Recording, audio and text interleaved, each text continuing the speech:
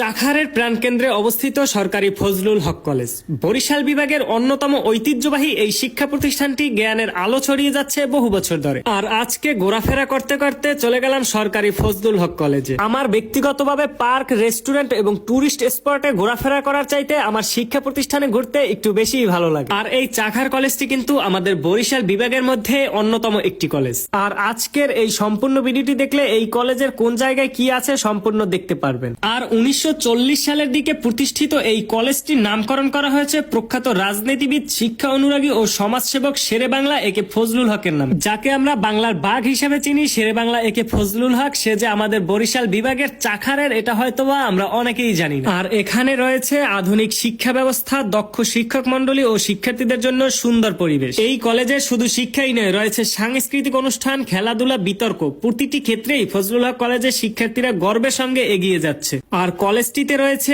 বিশাল campus, খেলার মাঠ, library আর ছায়াঘেরা গাছপালা, সব মিলিয়ে এক মনোরম শিক্ষা অঙ্গন। আমি এখন পর্যন্ত যে কয়টা শিক্ষা প্রতিষ্ঠানে ঘোরাফেরা করেছি তার মধ্যে এই কলেজটা আমার কাছে বেশ ভালো লেগেছে। আর এই কলেজে যে কয়টা ভবন ছিল আমি প্রতিটি ভবনে উঠেছিলাম এবং সেখান থেকে বাহিরের পরিবেশটা দেখার চেষ্টা করছিলাম। আমার কাছে বেশ ভালো লেগেছে। এর কারণ হচ্ছে শিক্ষা প্রতিষ্ঠানে আমরা গাছপালা খুব কমই দেখতে পারি। গাছপালার কারণে এই কলেজের সৌন্দর্যতাটা একটু বেশি বৃদ্ধি পেয়েছে। আমি যেদিন এখানে গিয়েছিলাম সেদিন কলেজটাও খোলা ছিল, তার কারণে আমি এই লাইব্রেরিতেও প্রবেশ করতে পেরেছিলাম। আর দেখতে পেরেছি অনেক পুরনো এবং প্রয়োজনীয় বইগুলা এই কলেজের এই গ্রন্থাগারে রয়েছে। আর এই কলেজ ক্যাম্পাসের বাইরেই রয়েছে এই খেলার মাঠটি। খেলার মাঠটি অনেক বড়, যেটা কলেজ থেকে একটু দূরত্বে। আর এখন যে জায়গাটা আপনারা দেখতে পাচ্ছেন এটা হচ্ছে এই কলেজের ছাত্রাবাস, যেটা অনেক পুরনো আগে ছিল। যারা পুরানি স্টুডেন্ট তারা এটা চিনবে। আর আপনাদের প্রতি আমার একটি অনুরোধ থাকবে, এই কলেজে পড়েছেন বা পড়ছেন এমন কারো সামনে যদি আমার এই ভিডিওটি যায়, অবশ্যই ভিডিওটি শেয়ার করে দিবেন। বিশেষ কৃতজ্ঞতা প্রকাশ করছি আরাফাত ভাইয়ের প্রতি, যিনি আমাকে এই কলেজে নিয়ে গিয়েছিলেন।